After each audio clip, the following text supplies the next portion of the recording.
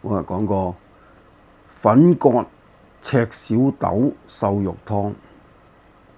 材料：粉葛2斤，赤小豆2兩，扁豆2兩，蜜棗1打12粒，瘦肉1斤，陳皮1塊。粉葛刨皮洗乾淨，切厚塊備用。赤小豆、扁豆、蜜棗分別用清水洗乾淨後備用。陳皮用清水浸軟刮囊洗乾淨後備用。瘦肉出水洗乾淨備用。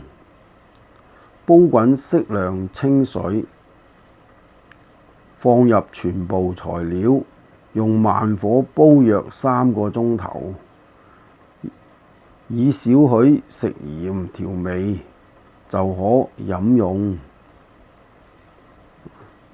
呢個就係粉葛赤小豆瘦肉湯。咁就係有粉葛啦、赤小豆啦、扁豆啦、蜜棗啦、瘦肉啦、陳皮咁啊，將佢全部清洗乾淨。咁啊，啲葛啊切厚塊。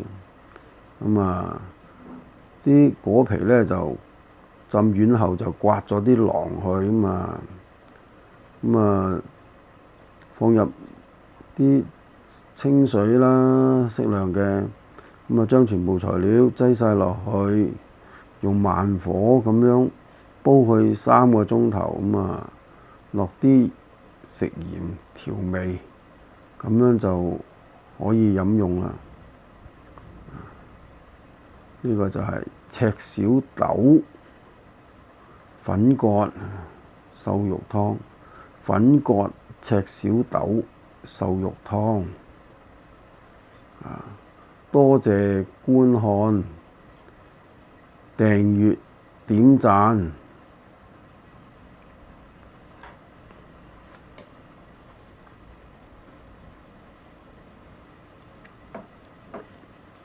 好啦，拜拜。